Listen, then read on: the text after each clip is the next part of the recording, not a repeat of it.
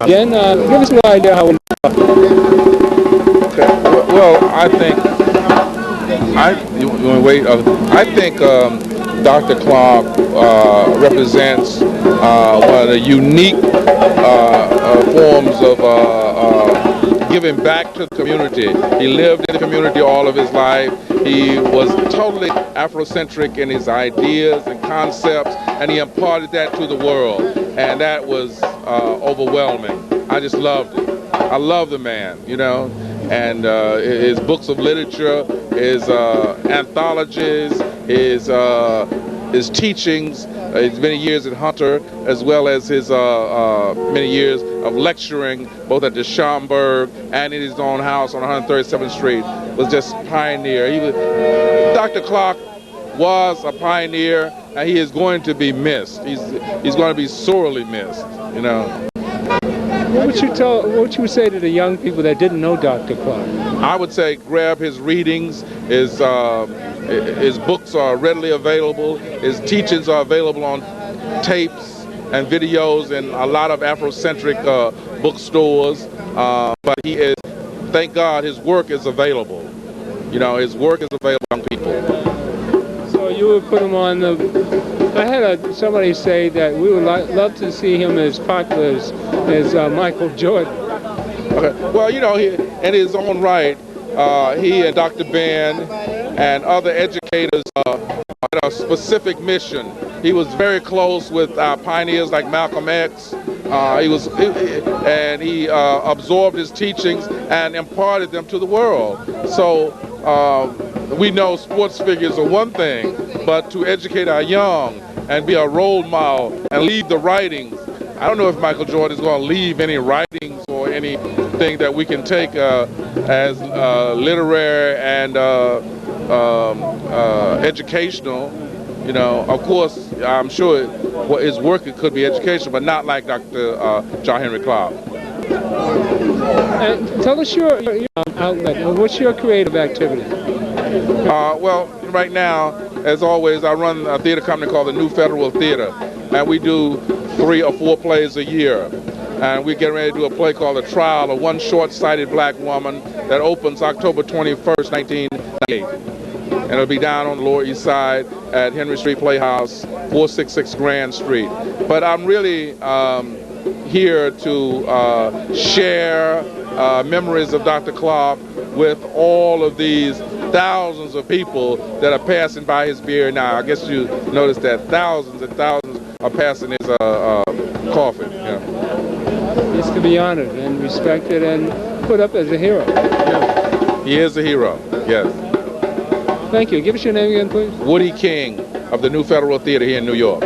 Thank you, sir. Thank you. Please, I know this is a solemn affair, but give us an idea of your association with Dr. Clark. Well, although most people consider the loss of Dr. Clark a monumental loss for our people, it's an enormous celebration of a life. And that's what we hope that these 2 days will be, a celebration of this wonderful brother who was with us. I had an association of almost 40 years with Dr. Clark. So when they talk about a great and mighty walk, I was able to walk with him for many of those years. And a lot of other people have. They've had a 30-year walk or a 20-year walk or a 10-year walk or a 5-year walk. But he was one of the most significant of our scholars because he came from some very humble background, sharecropping family, and was a self-achiever, self-taught scholar who was able to master the craft of teaching. So he taught the PhD scholars. And his impact will be for generations, if not for all time. Because what he did was, over the last 30 or 40 years, he helped us as Africans self-define ourselves and look at ourselves anew. But just as important, he helped the world look at Africa differently. So there's a double powerful process that he helped put in place. And of course, his partner, Dr. Ben, and others would represent those who made this enormous contribution. So we're celebrating this enormous life that has been with us. And we've been blessed to have him for 83 years. 83 years. He was 83 years old. He was born January the 1st, 1915. He's 1 year younger than my mother. My mother was born February the 14th, 1914. And when did you first meet Dr. Clark? In the early 60s. I was a student at Columbia University, and one of my professors was Professor Elliott Skinner at Columbia, who was a friend of Dr. Clark. So from 1961, we were in contact. And he also knew my wife, Dr. Rosalind Jeffries. And so we've had a fantastic association together. Well, one of my prime purposes for this interview is to see if you would help me do a black biography of Dr. Clark. Well, certainly. Anything that you put together, just contact me at the college, City College, Department of Black Studies. I'm still there. I've been there for 27 years. Haven't missed a day and haven't missed a pay. Even after all the controversy? After all the controversy. And all the people who were arrayed against me, all the people are gone, and I'm still there. Thank you. It will continue. What would you pass on to the young people about Dr. Clark? Well, Dr. Clark said that a true education, a real education, is an education in how one learns to use power responsibly. And so if our education process does not include this learning of how to use power, it's a miseducation. And I think that speaks volumes. How to use power responsibly so you can control your destiny and the destiny of your people. So you would direct that to all of our political leaders? Political leaders, families, because the education process begins in the home, our organizations, etc. So we need to, as we march into the 21st century, rethink how we're educating our world community. All right, thank you for this interview, and I'm going to pass this on to Gil Noble. Hopefully you'll sign a release so he can put it on the air. Yes, certainly. Gil is one of my partners, and he's had a long walk with Dr. Ben, Dr. Clark, a great and mighty walk also, Gil Noble. I've known him for I don't know how long. Really? Yes, we've been very, very close. Yes. Thank you, Dr. Jeff. Mr. Ben, assalamu alaikum. Spoke to Sister Clark and told her to do whatever she wants. She said she needs some help for the session. We'll have all of that outside. You'll be available to do whatever. Yes. Also, we have men in South Carolina. That's actually service.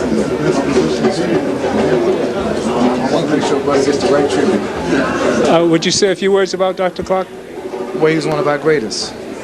And Dr. John Henry Clark epitomizes the best of African people. And on behalf of the Honorable Minister Louis Farrakhan and the entire nation of Islam, we pay tribute to this great historian, this great freedom fighter. And now he's left a legacy that we must keep alive. Give us your name, please. I'm Minister Benjamin Muhammad of Muhammad's Mosque No. 7 and the East Coast Regional Representative of the Honorable Minister Louis Farrakhan. Thank you. Thank you, Dr. Jeff.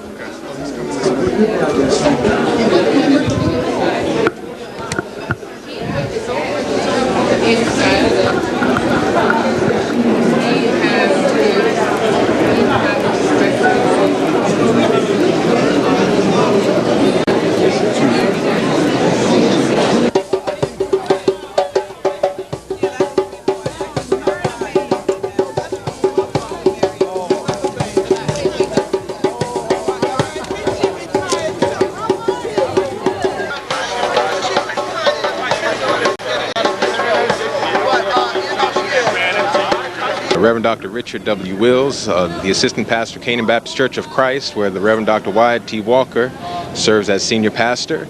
And we are gathering for the homegoing victory service of the late Dr. Clark. And just like to say how regrettable it is that such a great soul has passed the way of all the world. This has been somewhat of a season of sorrow for the Harlem community in the advent of the passing of Sam Proctor and the likes of Harold Melvin Washington and of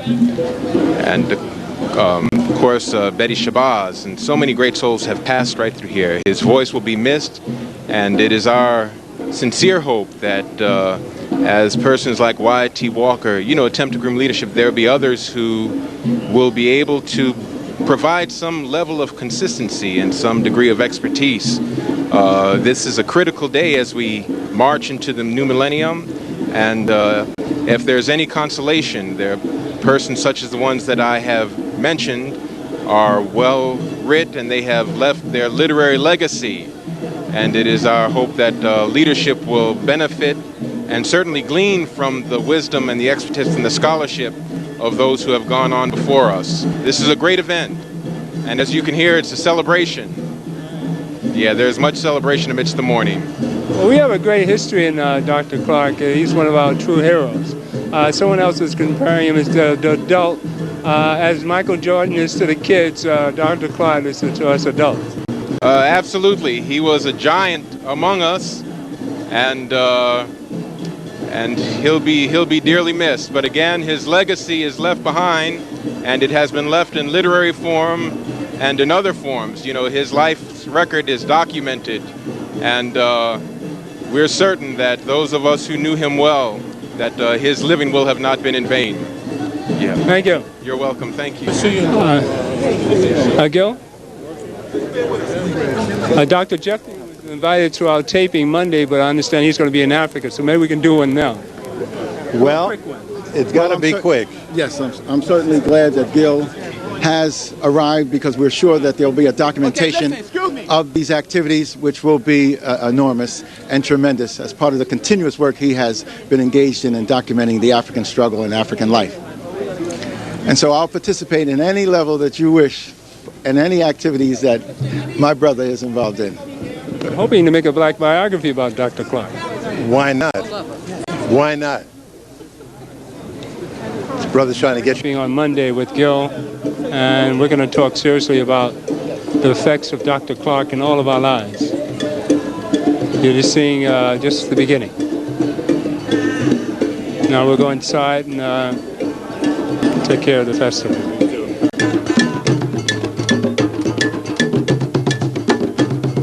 Now we know my brother here. He knew Dr. Clark very well.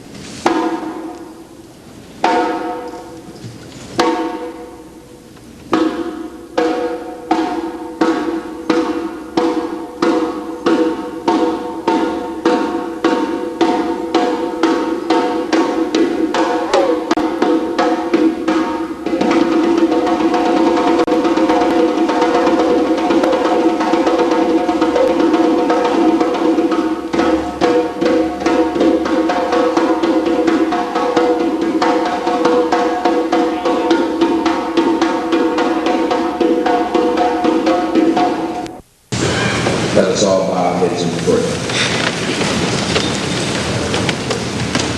And now, O God, we assemble to give you thanks for one of your faithful servants. We thank you for his life. We thank you for his memory. We thank you for the families that are gathered and all the friends who have come to share this celebration of life. Bless us now, O God, with the presence of thine Holy Spirit, that we might know the meaning of life and understand the mystery of death. We know that our brother watches over us. He joins with the other ancestors. And all of us are the better because he lived, because he shared his wisdom, but most of all his love. May your peace be in this place today. And may those who speak, speak not from their own thoughts, but from the thoughts that you give them. May they speak not from their own wills, but from the will of you, O God. And this sacred place, which houses the ceremony, may it continue to be a place where our community can gather in love and in peace, and with a certain assurance that our struggle continues and that we will be free someday. Now hear our prayer, O God. Incline thine ear to us and grant us thy peace. Amen. I'm going to call now upon. And now we ask Amy Peterson Crew to sing for us His Eye is on the Sparrow.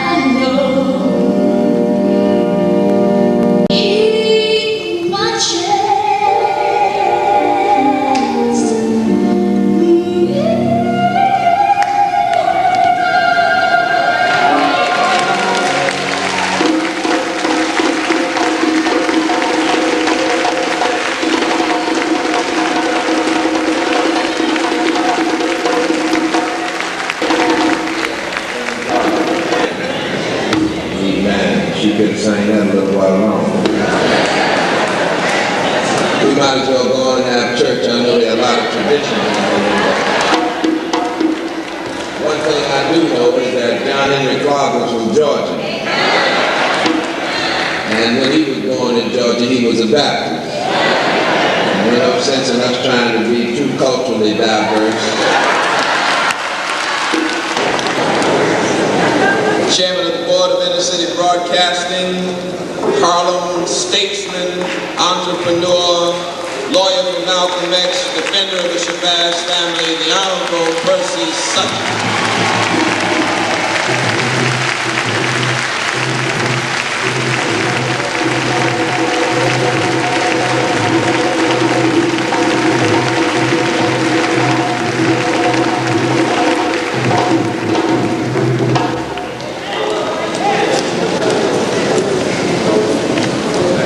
Thank you very much. I told Dr. Butts, I whispered to him, I wish I had him when I was in politics to introduce me. I might have had better results. I am highly honored, Lady Clark, the Clark family, in all your dimensions, that you invited me to be here tonight, this late of the afternoon, to say goodbye to a friend of long duration, an icon of intellect and integrity, a man that I met before he was a doctor, a man who 55 years ago I served with in the military. I called him doctor when I didn't call him general. He was a sergeant in a colored company, Company 29 of the United States Army Air Corps in San Antonio, Texas, my hometown. My brother, he was the sergeant major of this group. My brother was his assistant. My brother was a private. And privates do well with sergeants when they obey. I will share with you the John Henry Clark that I knew in 1943. He was a revolutionary, uncertain of where he was going. I know this well because I sat in on many of the meetings at John Inman's barbershop where persons who were revolutionaries met, a part of their life that is often not discussed but treasured by me. There was a group of Africans in America who met each Wednesday at Don Inman's barbershop to plan the revolution. Not the revolution of the mind that you talk about here tonight, not the revolution that I've seen here tonight as each of the persons of brilliance came upon this platform, and I thought of the days on 125th Street and 7th Avenue when I would sit sometime with Dr. Ben and Dr. John and hear the people saying, "Teach, brother, teach." They were saluting Minister Malcolm. But as I sat here tonight, I thought, I'd like to just say, "Teach, sister, teach. Teach, brother, teach." For we are talking about a man who was a teacher, who sought a revolution against the black water fountains that we were forced to drink from, the back of the buses where we were forced to ride, the segregated military in which we were serving, going off, being prepared to go off to win the war for democracy that we didn't enjoy ourselves. We were communists, my brother. Did you hear what I said? Mark that down when you talk about John Henry Clark. It's nice to talk about him as a teacher because indeed he was a master. It's nice to talk about him as he's taught you. It's nice to talk about him as he gained his doctorates. He became recognized. But you ought to know he was a man of great guts. He was willing to die at one time for that which he believed. And that which he believed was that communism was the way to go. I don't ask you to applaud. It might frighten some of you.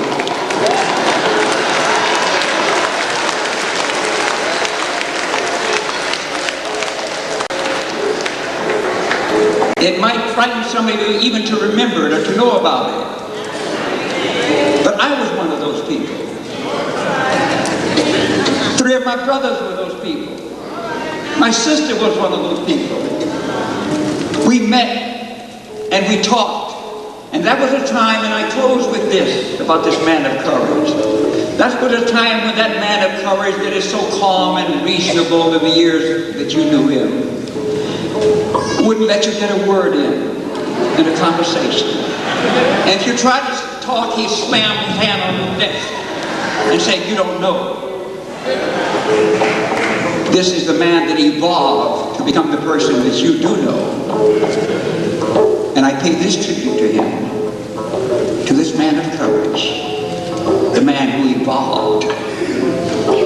It comes from the last verse of Thanatopsis. And I say it because I saw him as the years passed.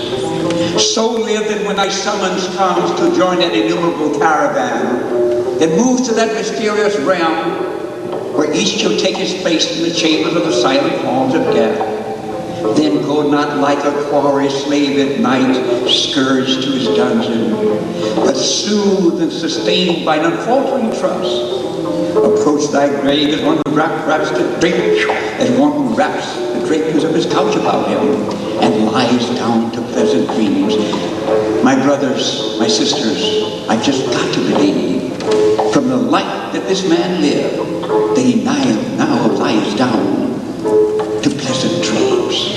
Thank you. The initiation into eternity, and as we prepare for many special dignitaries, I want you to respect this as we move. The family has asked for Brother Wesley Snipes. Is Brother Snipes still present?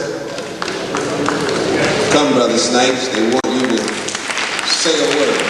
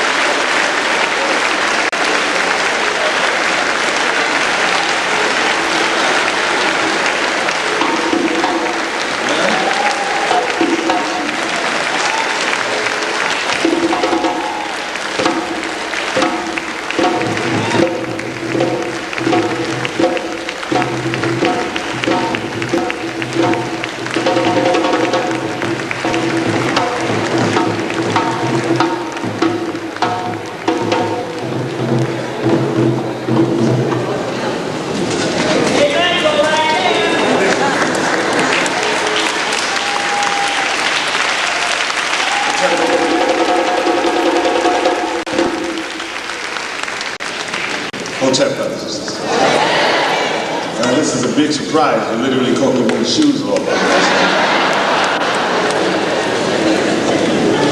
What can I say about the master teacher, the Pharaoh, the griot, my mentor, my father?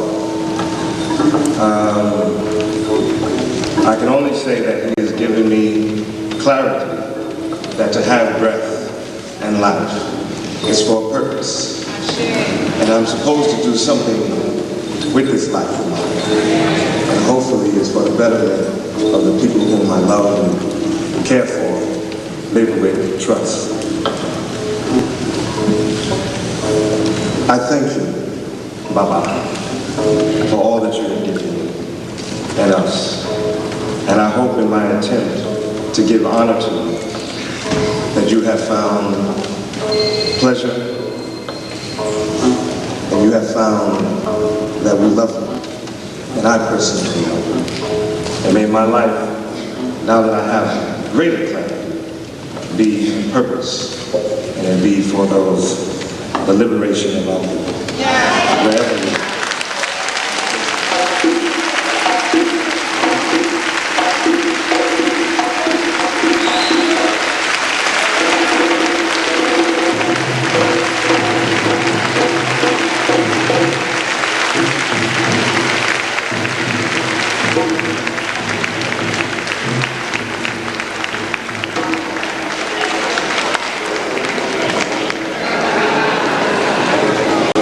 Now, my beloved,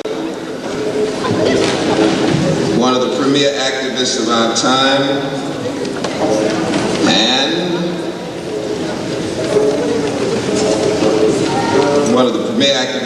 time and the chair of the National Action Network, Reverend Al Sharpton. Reverend Sharpton.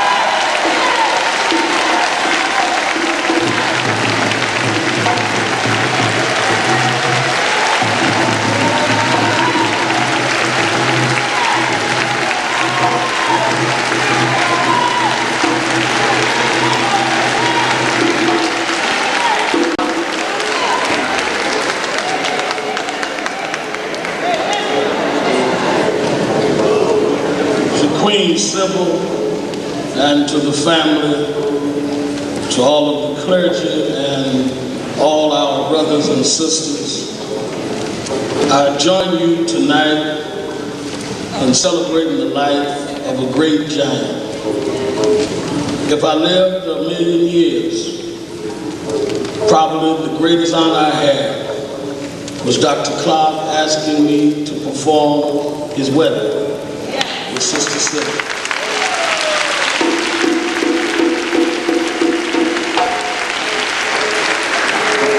I sat with him in the bedroom talking, and while most grooms are nervous, he sat there teaching me the history of marriage.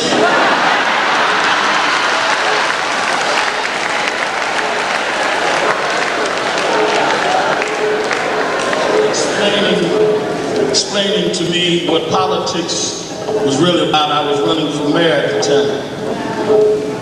And I found in that conversation what I always sensed but never could put my hand on. The strength of Dr. John Henry Clark, as opposed to many others, was he didn't just teach black people and lead black people. He loved black people. Yes.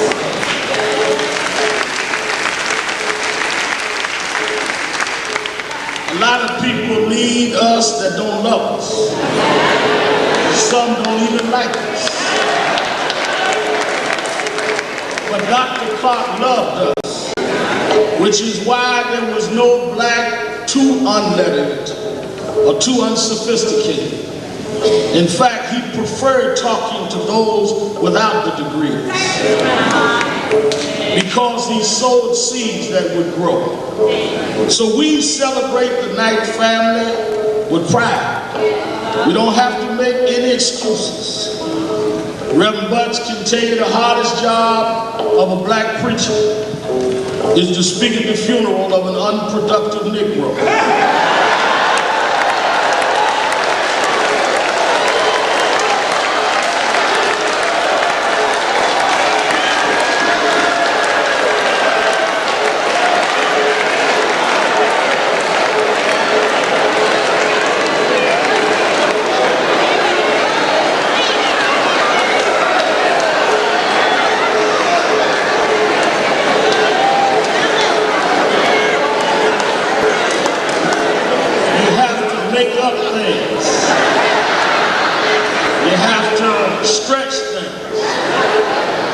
You should ask yourself, when you come to this day, what can we say about you? Most of us, we will have to hallucinate a eulogy. But Dr. Clark, we don't have the time to even begin to talk about what he did and how he affected and impacted all of us. And for days to come, Prospect Park Center, me and Youth March, for days to come, his name will be ringing through our world. I remember as a child that I came to this church to see Adam Powell. Many years later, Gil Noble did the best documentary done on Adam.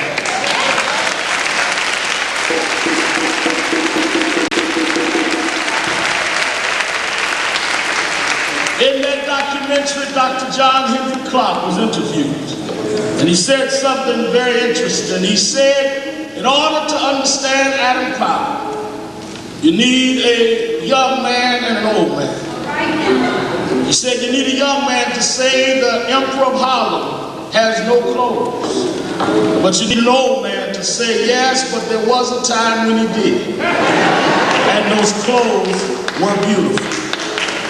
In order to understand Dr. John Henry Clark, you need an old man and a young man. An old man to talk about how he spoke from street corners and from lecturing halls, how he forced Eurocentric universities to deal with Afrocentric thought, how he shook up the intellectual environment and revolutionized the academic annals of this nation. An old man would talk about how he walked with Malcolm and wrote the old AAU Cray Duke. But then a young man would say he changed how we thought. He bared the dignity of an African king. John Henry Clark was the only man I knew that could strut in a wheelchair.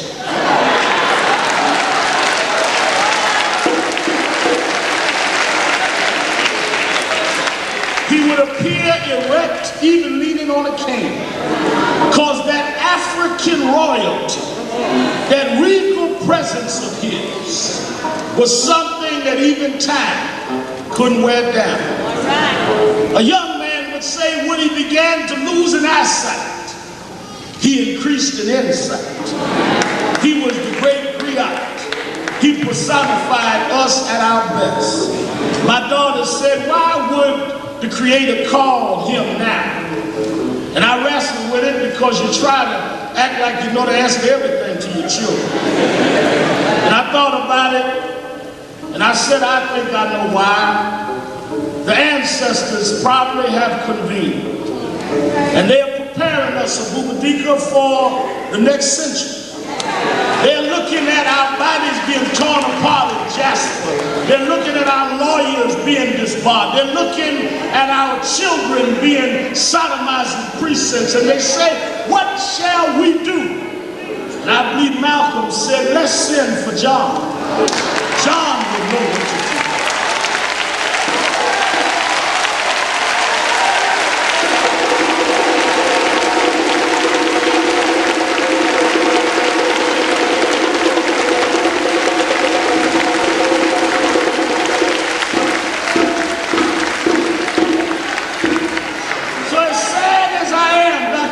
See him go, I have the comfort of knowing that he's at the table now.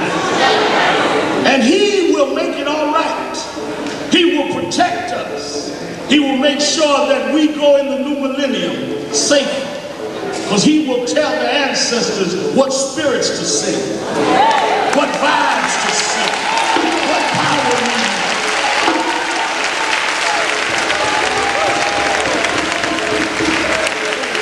As I take my seat, I must say, I heard those talk about what honors he didn't get here in this transition and what black colleges didn't give him degrees. Remind me, Reverend Woodard, of a story Gardner Taylor told. Said there was a man that had left home and went to another land to do mission work. He worked to feed the hungry and worked to build schools and worked to uplift humanity. He was gone for 2 years. When he decided to come home, Alton, he wrote a letter to his wife and said, after 2 long years, I'll be sailing home. He gave her the day the boat would come in. He told her he longed to see her and hold her once again in his arms. Sybil, the day came and the wife got up early. She went to the dock to wait for the ship. She was surprised because at the dock, there was the band from the school. There was one of the leading singers. The mayor was there with the key to the city. When the boat came in, an athlete came off. They found out that all of this fanfare was for this athlete. When her husband came off, no one threw confetti, no one played a tune. He was just received by her alone. He went home and they sat down and ate their dinner, talked for the first time in 2 years in person.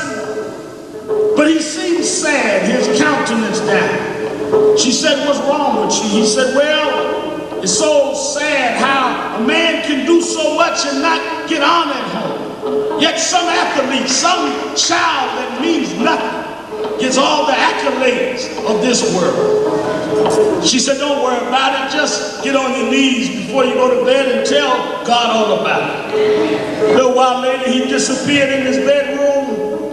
When he came back out, an hour later, he was smiling and laughing, moving around the house. She said, "You sure seem cheerful now. You seem like a new person." He said, "Well, I am." She said, "What happened?" He said, "I did what you told me. I went in the bedroom and I got on my knees and I told God about how the athlete got all the awards and all the accolades and nobody paid me any mind. There was no welcome home parade for me. And God gave me the answer, so it's all right now." She said, "Well, what did he tell you?" He said, "The reason I didn't get a welcome home parade is because I'm not home yet."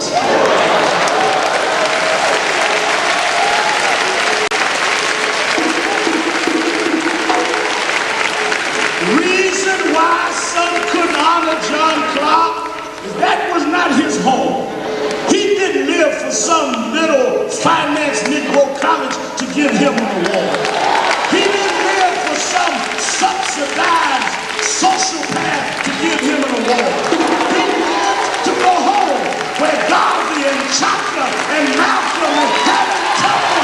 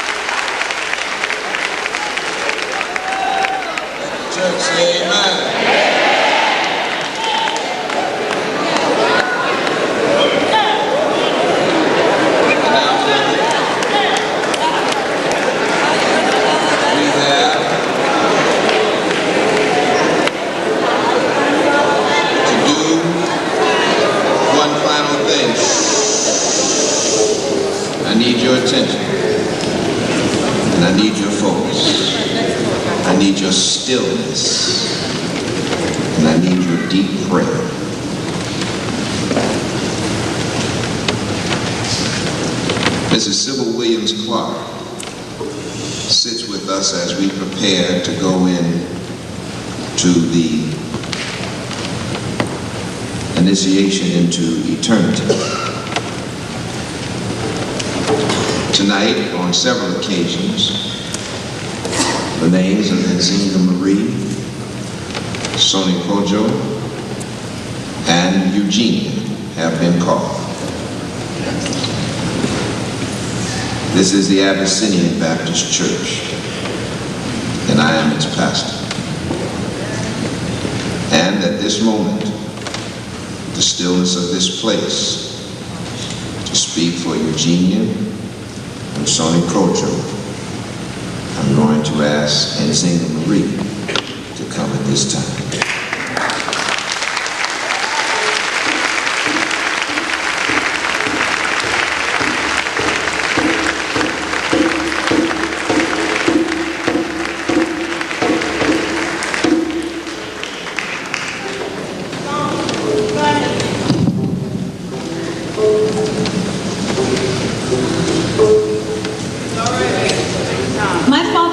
In my ear with every step I take on Harlem streets. He tells me stories, gives me history. He drops mad science. Some of the stories are the same stories he's been telling since I was very little, holding his hand and running to keep up as he walked. There are stories of my dad roaming the late-night Harlem streets with Langston Hughes. Those are some of my favorite stories. On 135th Street, he points out the YMCA and tells me about the WPA theater that was housed there during the Depression. On Lenox Avenue, he points out the spot where Father Divine once ran the community kitchen that was the setting for my father's story, The Rage of the Angels. He tells me about Adam Clayton Powell when we pass Abyssinia. We talk about the legacy of Marcus Garvey. It's history, the hundreds of stories my father gave my brother and I, as he carried us on his shoulders, or held our little hands to cross the street. It's history he gave us as we guided him Ibis, describing what we saw. This is Harlem.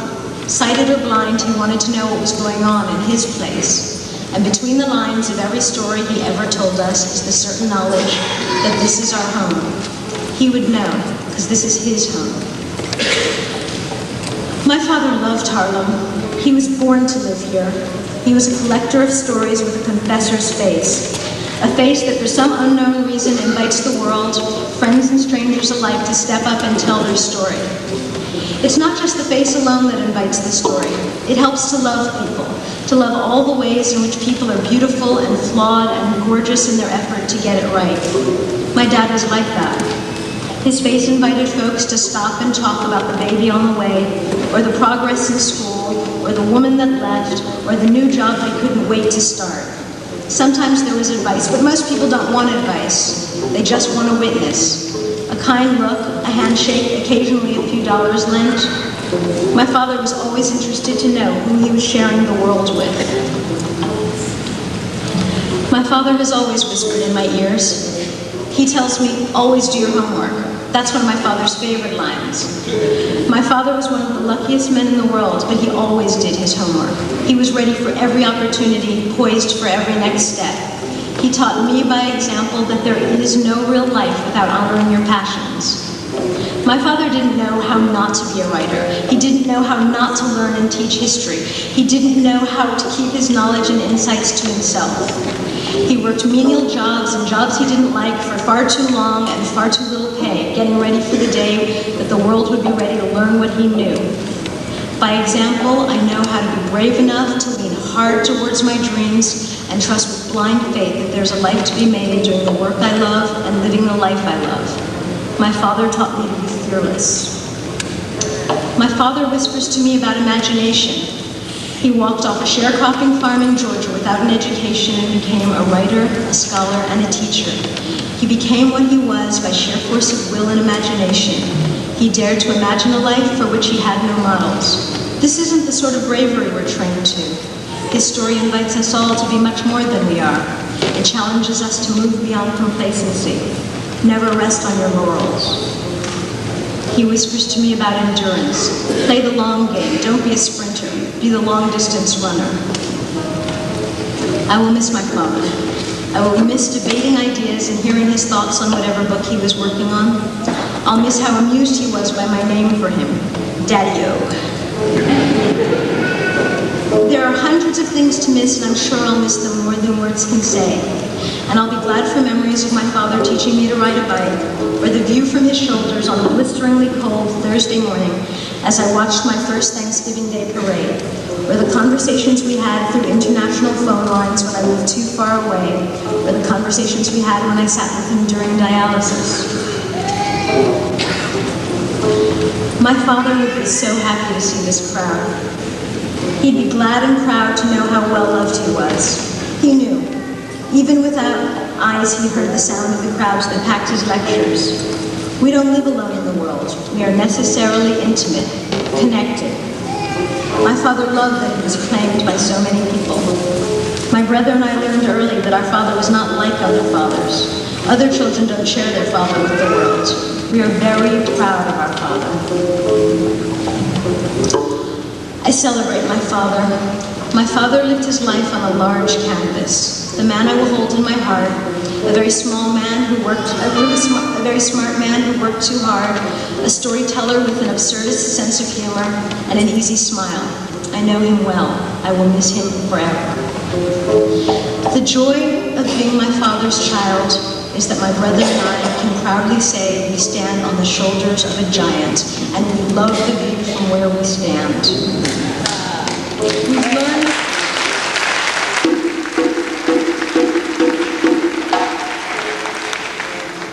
We've learned big and wonderful lessons from my father. Lessons we're grateful for, lessons we are happy to share, lessons we will be proud to pass on. There's a world that's bigger than us that stands on the shoulder of the giant that was our father, but it's no free ride. We get the view, but we have to tread lightly. It costs a giant dearly to have the world standing on his shoulders.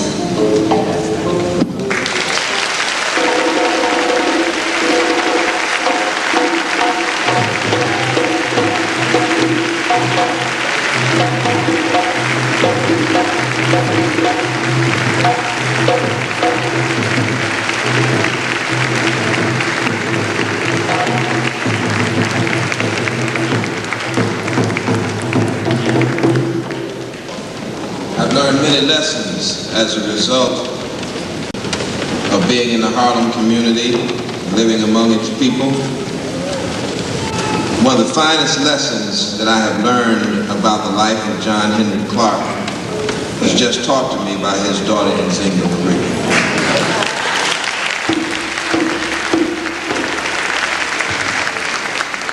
Her poise, her intelligence, and her great dignity and integrity have served to lift John Henry Clark, if it's possible, up higher than I've seen him henceforth this evening. God bless you, my friend. Heaven smile upon you.